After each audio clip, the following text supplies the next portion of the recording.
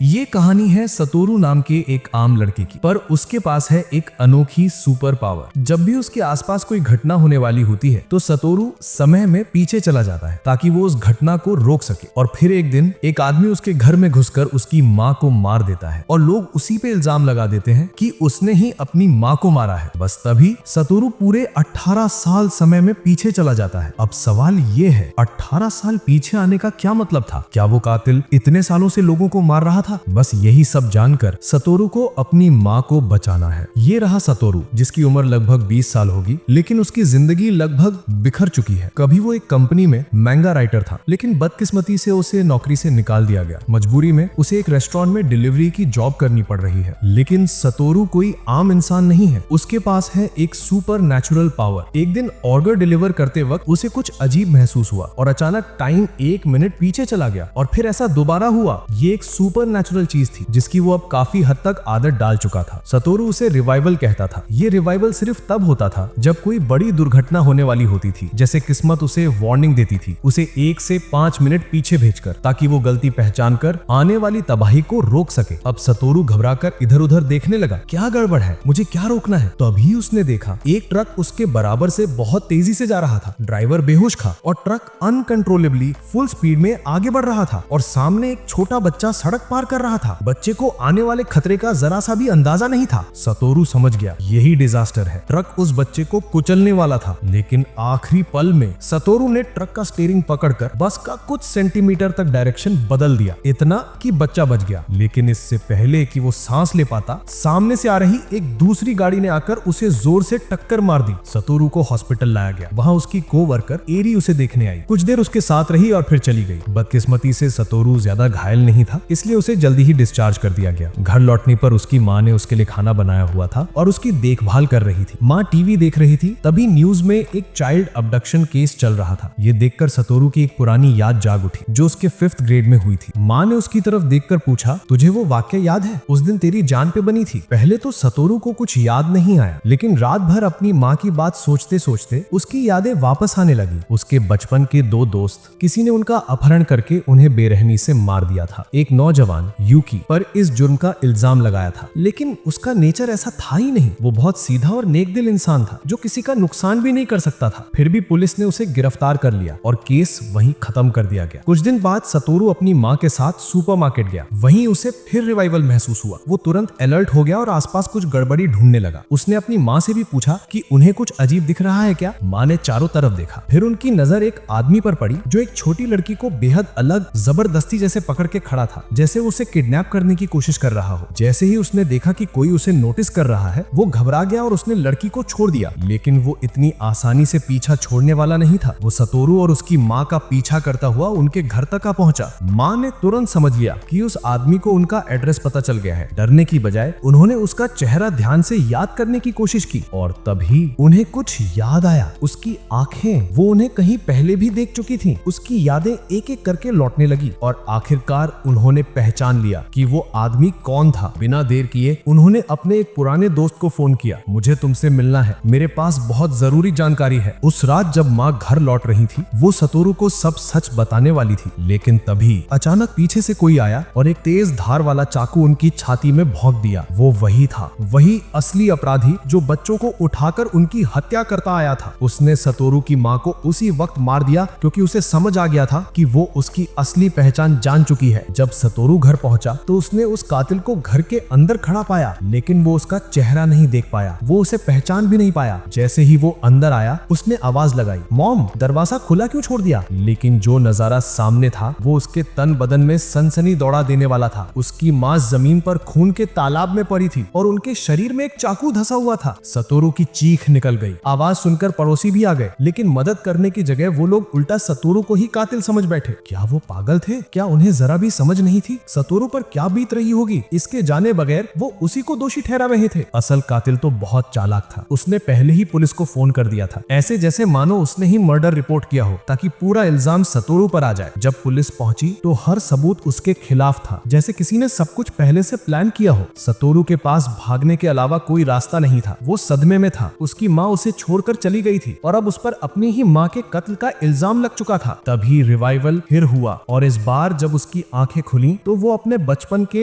Elementary school वाले दिनों में पहुंच चुका था, पूरे 18 साल पीछे। पर वो इतना पीछे क्यों आ गया था? जरूर कोई वजह होगी। सतोरू सोचने लगा, मुझे यहाँ क्यों लाया गया है? ये मेरी माँ की मौत से कैसे जुड़ा है? क्या कातिल इतने सालों से आसपास था जब मैं बच्चा था? और फिर उसे सच समझ आ गया, उसकी माँ को मारने वाला वही इंसान था जो बचपन में बच्चों को किडनैप करके मार देता था। उसने ये भी समझ लिया कि उसकी माँ को क्यों मारा गया। वो जब छोटी लड़की को उठाने की कोशिश कर रहा था तो उसकी माँ ने उसे पहचान लिया था और इसी वजह से उसकी जान चली गई। अगर सतोरू अपनी माँ को बचाना चाहता है तो उसे वो किडनैपिंग्स रोकनी होगी और उस अपराधी की पूरी प्लानिंग खत्म करनी होगी, यानी उसे फ्यूचर बदलना था ताकि उसकी माँ जिंदा रह सके। वो अपनी पुरानी यादों में गहराई तक उतरने लगा और उसे अपनी क्लास की एक लड़की याद आई, केओ। उसे साफ याद था कि किडनैपिंग्स की शुरुआत केओ से ही हुई थी, लेकिन आखिर उसे ही क्यों निशाना बनाया गया था? सतोरू ने पता लगाया केओ एक बहुत अकेली बच्ची थी, उसका कोई दोस्त नहीं था और यही वजह थी कि वो एक आसान टारगेट बन गई थी। वो उसके करीब गया और थोड़ी देर बात करने पर समझ गया कि वो सिर्फ शांत बच्ची नहीं थी, वो एक ऐसे दर्द से गुजर रही थी जो किसी बच्चे को नहीं झेलना चाहिए। उसने देखा कि केओ के शरीर पर चोट के निशान थे, जिसका मतलब उसे घर पर बहुत मारा पीटा जाता था। उसे बचाने की ठान कर सतोरू उसके साथ समय बिताने लगा ताकि किडनैपर की नजर उस पर ना पड़े। उसने केओ को अपने बर्थडे पार्टी पर बुलाया। उसका बर्थडे 2 मार्च को था। उसने पूछा, तुम आओगी ना? केओ ने थोड़ी देर सोचा, फिर धीरे से हाँ कह दिया। सतोरू मन ही मन योजना बना चुका था, उसे केओ को हर हाल में सुरक्षित रखना है। उसे याद था कि किडनैपिंग्स मार्च से शुरू हुई थी और रिकॉर्ड्स में लिखा था कि केओ की उम्र उस वक्त 10 साल थी, जबकि बाकी बच्चे 11 के, यानी उसे उसके बर्थडे से पहले उठा लिया गया था। इसका मतलब उसकी सही बर्थ डेट पता करनी होगी ताकि किडनैपिंग का एग्जैक्ट दिन पता चल सके। उसने केओ से पूछने की कोशिश की, लेकिन उसने बताने से मना कर दिया। हार ना मानते हुए सतोरू स्कूल के स्टूडेंट रिकॉर्ड्स तक पहुंच गया ताकि उसके नाम के नीचे जन्म तिथि पढ़ सके। लेकिन तभी उसके टीचर ने उसे रंगे हाथों पकड़ लिया। उन्होंने पूछा, तुम यहाँ क्या कर रहे हो? सतोरू घबरा कर बोला, कुछ नहीं, बस ये जानना चाहता था कि केओ का बर्थडे कब है। टीचर मुस्कुराई और बोली, मुझे पता था कि तुमको उसमें इंटरेस्ट है। और फिर बोली, उसका बर्थडे 2 मार्च को है। सतोरू सन रह गया। ये उसके खुद की बर्थडे वाली तारीख थी और इसका मतलब केओ को 1 मार्च को ही किडनैप कर लिया गया था। मुझे उसी दिन उसकी हिफाजत करनी है। यही सोचकर सतोरू ने पहला कदम उठाया। सबसे पहले वो यूकी से मिलने गया, वही लड़का जिसे फ्यूचर में झूठा दोषी ठहराया जाने वाला था। सतोरू ने उससे बात की और तुरंत समझ गया कि वो कतई कातिल नहीं हो सकता। इससे उसका इरादा और मजबूत हो गया। उसे यूकी को भी उस झूठे इल्जाम से बचाना था जो आने वाले समय में उसकी जिंदगी बर्बाद कर देता। कुछ दिन बाद सतोरू केओ के घर गया, लेकिन डोरबेल बजाने पर कोई जवाब नहीं मिला। उसने जमीन पर पैरों के निशान देखे और दरवाजे के पास एक बैग पड़ा हुआ था। ये सब देखकर उसके दिल में बेचैनी बढ़ गई। अंदर कुछ गलत था। ये महसूस होते ही सतोरू ने बगल वाले कमरे की खिड़की से अंदर जाने का फैसला किया और जो उसने अंदर देखा, उसे देखकर उसका दिल दहल गया। केओ वो जमीन पर गिरी हुई थी, बुरी हालत में, जैसे कोई उसे लगातार मार रहा हो। सतोरू करीब आया तो केओ ने कमजोर आवाज में कहा, मेरे पास मत आना। उससे पहले कि वो कुछ समझ पाता, उसकी माँ कमरे में दाखिल हुई और बेहद प्यार से बोली, क्या हुआ कायो? फिर कमरे में बंद हो गई? कितनी जिद्दी हो तुम। सतोरू का गुस्सा फट पड़ा। उसने घूरकर पूछा, आप अपनी बेटी के साथ ऐसा व्यवहार क्यों करती हैं? कायो की माँ ने बात को हल्के में लेते हुए कहा, मैंने तो इसके साथ कुछ नहीं किया, पूछ लो इसको। कायो ने उदास आंखों से सतोरू को देखा और बोली, मैं बस गिर गई थी। ये साफ था, माँ के अत्याचार की वजह से कायो एक परफेक्ट टारगेट बन चुकी थी। कोई भी उसे देखकर यही सोचेगा कि ये बच्ची नेग्लेक्टेड है और उसका गायब होना तुरंत नोटिस भी नहीं किया जाएगा। सतोरू ने मन ही मन ठान लिया, उसे कायो को बचाना है, सिर्फ किडनैपर से ही नहीं, उसकी अपनी माँ से भी। धीरे धीरे उसने महसूस किया कि कायो सोमवार को हमेशा देर से स्कूल आती है क्योंकि वीकेंड में उसकी माँ उसे बहुत मारती थी और चोट के निशान छिपाने के लिए उसे देर तक रोकती थी। सतोरू ने ये सब टीचर को बताने की कोशिश की और उसकी बात सुनकर वो दंग रह गया। टीचर बोली, मैं जानती हूँ बेटा। सतोरू ने पूछा, अगर आपको पता था तो आपने कुछ किया क्यों नहीं? टीचर ने लंबी सांस लेकर कहा, हम चाहकर भी किसी बच्चे की पर्सनल लाइफ में सीधे दखल नहीं दे सकते। कायो हमेशा अकेली रहती। हमने कई बार चाइल्ड वेलफेयर वालों को भेजा, लेकिन हर बार वो उनसे बच निकलती थी। एक दिन हम उसे उसकी माँ से आजाद करा देंगे। सतोरू के मन में तूफान मचा था। वो वापस कायो के पास गया, उससे बात करता रहा, उसे अकेलापन महसूस न होने दिया। धीरे धीरे उसे लगा कि मैं सच में पास्ट बदल रहा हूँ। मुझे याद है पहले यहाँ मैं अकेला खड़ा होता था। ये सब सबूत है कि फ्यूचर बदल रहा है। और उसी दिन पहली बार सतोरू ने कायो को मुस्कुराते हुए देखा। फिर आया सैटरडे, वो दिन जिस दिन उसे आमतौर पर पीटा जाता था। सतोरू उसके घर पहुंचा और उसकी माँ से बोला,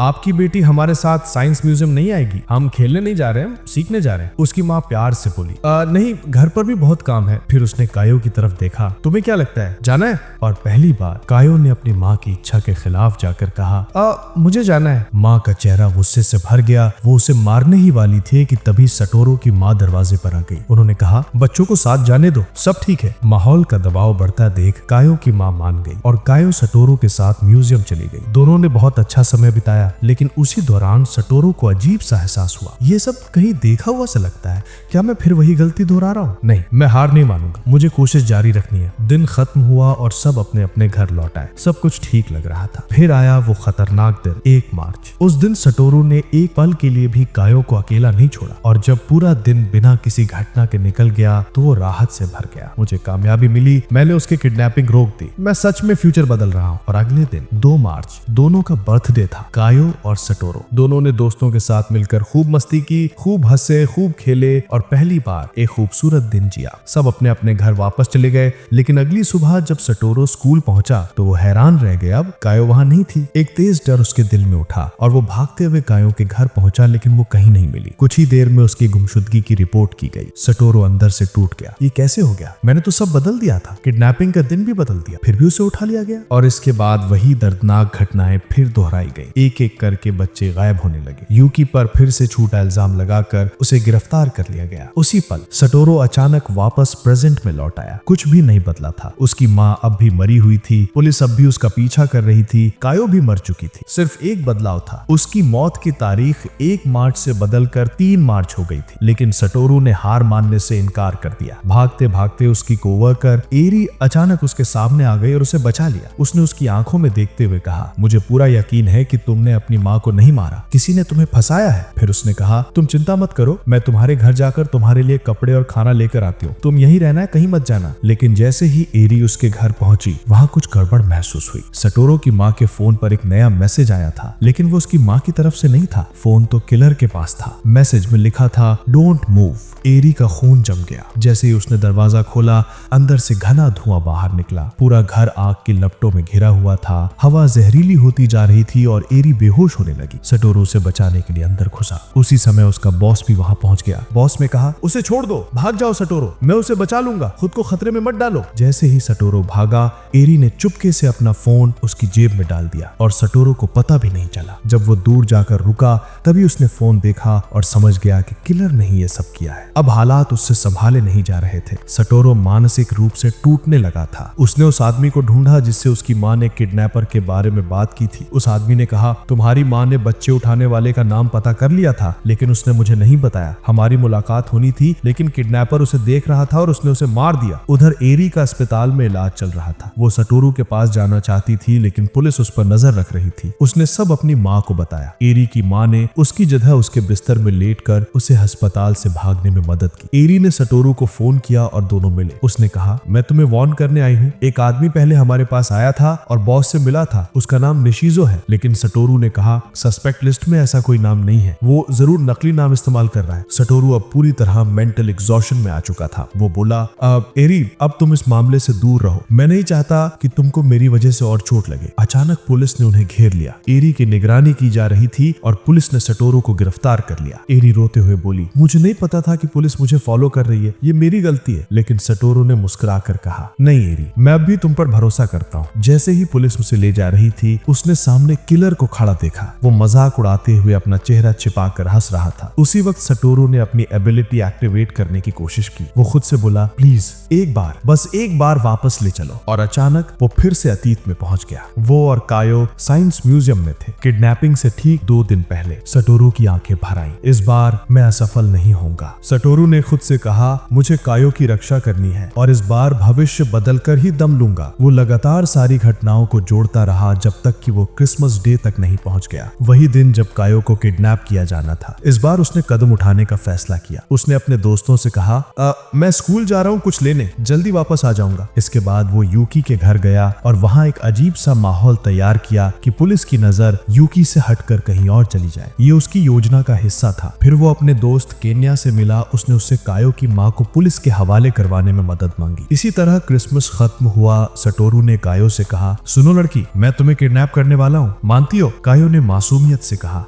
ठीक है, कोई दिक्कत नहीं है। वो उसे एक पुराने स्कूल बस तक ले गया। उसने वहां मोमबत्तियां, खाना और जरूरी सामान रखकर उसे सुरक्षित जगह बना दिया। पहला दिन तो अच्छे से बीत गया। सटोरू को लगा कि वो सच में फ्यूचर बदल रहा है। लेकिन अचानक कायो ने बस के बाहर आवाज सुनी। वो सटोरू नहीं था, वो असली किलर था। कायो ने सांस रोक ली। किलर बस के अंदर अपनी बैग रखकर बाहर निकल गया। उसे पता तक नहीं चला कि अंदर कोई मौजूद है। सच्चाई सामने आ गई। ये तो बस उस किलर का छुपने का ठिकाना थी। हर कोई दहशत में आ गया। अगले दिन कायो ने सटोरू और उसके दोस्तों को सब बताया। उन्होंने बैग खोला तो उसमें किलर के सारे टूल्स मिले। सटोरू हिल गया। हम तो उसके अड्डे में बैठे हैं, हमें तुरंत निकालना होगा। दोस्तों ने पूछा कहाँ जाएंगे? सटोरू बोला मेरे साथ चलो। वो उन्हें अपने घर ले आया। उसकी माँ ने दरवाजा खोला और मुस्कुरा कर बोली ये क्या चल रहा है? क्या तुमने इस लड़की को सच में किडनैप किया है? सटोरू बोला क्या आपने ही नहीं कहा था कि इसे अकेला मत छोड़ना? उसने उन्हें अंदर बुलाया और कायो का ऐसे ख्याल रखा जैसे वो उसकी खुद की बेटी हो। कायो ये प्यार देखकर फूट फूट कर रो पड़ी। बाद में सटोरू की माँ उसे वापस घर छोड़ने गई, लेकिन कायो की माँ ने गुस्से में कहा तुम मेरी बेटी को किडनैप करके ले गए थे, मैं पुलिस को बुलाती हूँ। उन्होंने जवाब दिया किसे रिपोर्ट करनी चाहिए? आपको इतनी चिंता थी तो 3 दिन तक आपने उसे ढूंढा क्यों नहीं? माँ चिल्लाई तुम मुझे ही दोष दे रहे हो। वो उन पर टूट पड़ी, लेकिन तभी कायो ने बीच में आकर उन्हें रोक दिया। कायो की माँ ने गुस्से में अपनी बेटी को मारा और फिर समझ गई कि ये पूरा मामला उसके खिलाफ जाल बन चुका है। आखिरकार अधिकारी पहुंच गए। चाइल्ड प्रोटेक्टिव सर्विसेज ने कायो को अपनी सुरक्षा में ले लिया और उसकी माँ से उसके सभी अधिकार छीन लिए गए। इस तरह सटोरू ने कायो को न सिर्फ उसकी हिंसक माँ से बल्कि किडनैप होने से भी बचा लिया और भविष्य को बदलने में सफल रहा। लेकिन क्या कहानी यहाँ खत्म हो गई? नहीं दोस्त,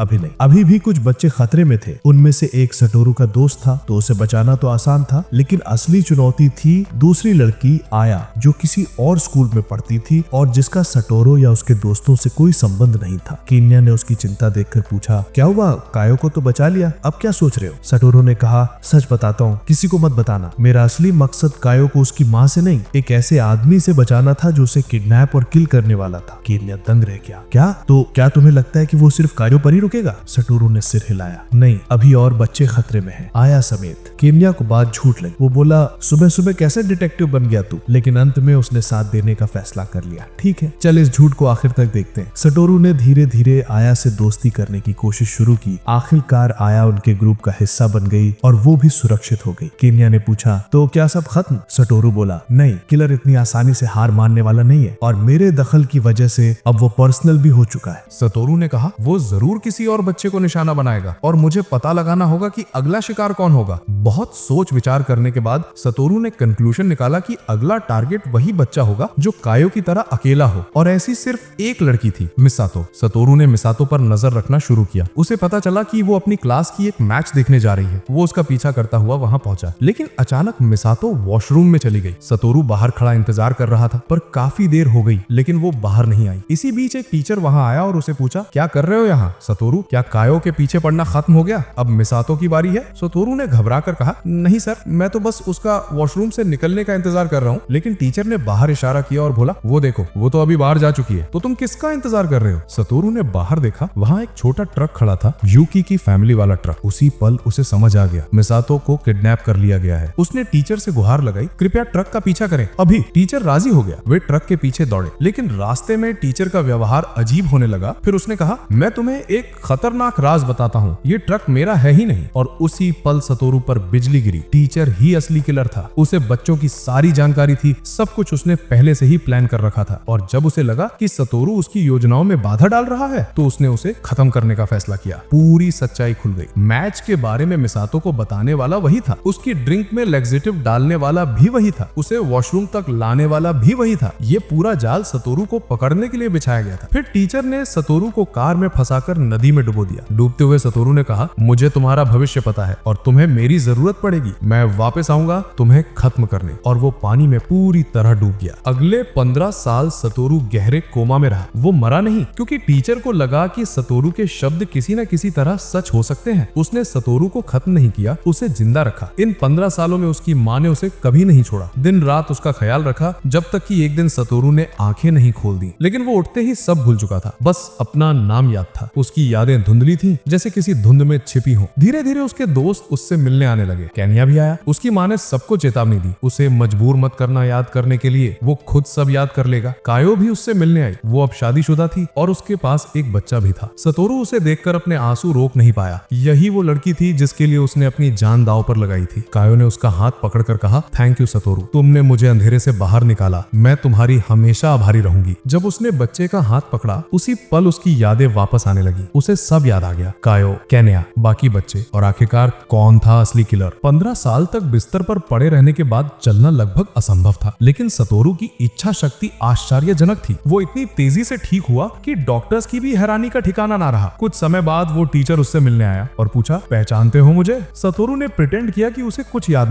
नहीं, आप कौन है? टीचर को तसल्ली हो गई, पर वो सतोरू को टटोलने की कोशिश करता रहा, लेकिन सतोरू ने एक्ट जारी रखा। आखिरकार टीचर वहां से चला गया। बाद में सतोरू एक बीमार बच्चे को मिलने जा रहा था, लेकिन रास्ते में उसकी मुलाकात टीचर से हो गई, जिसने उसके साथ चलने की जिद की। टीचर उसे सीधे रूफटॉप पर ले गया और अचानक तीखी आवाज में बोला, तुम्हारी यादें वापस आ चुकी है ना? तुम शुरू से मुझे बेवकूफ बना रहे थे। लेकिन सतोरू बिल्कुल नहीं घबराया। टीचर फिर बोला, मुझे पता है तुम मुझे अभी रिकॉर्ड कर रहे हो, अपना फोन दे दो, मेरे साथ चाले मत चलो, मैं तुम्हारा टीचर हूँ। जल्दी सच्चाई सामने आती है कि टीचर ने उस बीमार बच्चे के ब्लड बैग में एक खतरनाक केमिकल मिला दिया था। उस बैग पर मौजूद फिंगरप्रिंट सतोरू के थे। अगर बच्चा मर जाता तो सतोरू पर मर्डर का इल्जाम लगता और वो सीधा जेल चला जाता। लेकिन सतोरू हल्की सी हंसी के साथ बोला, जो करना है कर लो, अब मेरे पास खोने के लिए कुछ नहीं है, मैंने उन सबको बचा लिया है जिन्हें मैं प्यार करता हूँ, मुझे अब कुछ नहीं चाहिए। फिर वो अचानक रूफटॉप के किनारे की तरफ भागता है और चिल्लाता है, मैं अभी कूद जाऊंगा और मजबूरन तुम्हें ही ब्लड बैग बदलना पड़ेगा। टीचर हैरान रह जाता है और चिल्लाता है, आखिर तुमने मेरी पूरी प्लानिंग का पता कैसे लगा लिया? सतोरू मुस्कुराकर जवाब देता है, मुझे सब पता है, जो हो चुका है और जो होने वाला है। साफ शब्दों में कहूं तो मैंने तुम्हारा पूरा फ्यूचर पूरी तरह बर्बाद कर दिया है और तुम मेरे बिना जी ही नहीं सकते। फिर वो सीधे रूफटॉप से नीचे फेंक देता है। लेकिन जैसा उसने सोचा था, टीचर आखिरी पल में उसे पकड़ लेता है। क्योंकि सतोरू को पूरा भरोसा था कि टीचर उसे मारना चाहता तो वो ये काम 15 साल पहले ही कर देता। सच तो ये था कि टीचर अंदर ही अंदर सतोरू के प्रति जुनूनी हो चुका था। टीचर टूटी हुई आवाज में कहता है, अब मैं तुम्हें जिंदा नहीं छोड़ सकता, मैं तुम्हें मार दूंगा और फिर खुद भी मर जाऊंगा। इस दुनिया में अब मेरा कोई स्थान नहीं बचा। वो सतोरू को छोड़कर खुद भी कूदने की तैयारी करता है, लेकिन जैसे ही नीचे झांकता है, उसे अपनी जिंदगी का सबसे बड़ा झटका लगता है। नीचे सतोरू की माँ और उसके दोस्त पहले से मौजूद थे, जिन्होंने सतोरू के गिरने के लिए एक जायंट सेफ्टी मैट्रेस लगा रखा था। टीचर समझ जाता है कि उसका खेल खत्म हो चुका है। आखिरकार उसे गिरफ्तार कर लिया जाता है और जिंदगी धीरे धीरे सामान्य होने लगती है। सतोरू ना केवल जिंदा बच गया, बल्कि उसने अपना पूरा ट्रेजिक फ्यूचर बदल दिया। वो फिर से उठ खड़ा हुआ, इस बार एक फेमस मोंगा राइटर बनकर, और अपने टैलेंट से पूरी दुनिया को चौंका दिया। एक दिन वो उसी जगह वापस गया जहां वो पहले आर्य से मिला करता था, और वहीं उसे फिर एक बार आर्य दिखी। भले ही वो उसे पहचान नहीं पाई, लेकिन उसके बोलने का तरीका और उसकी पूरी पर्सनालिटी बिल्कुल वैसी ही थी जैसी सतोरू को याद थी। इस तरह खत्म होती है एक रोमांचक, भावनाओं से भरी और चौंका देने वाली कहानी, जिसने सतोरू की जिंदगी को हमेशा के लिए बदल दिया।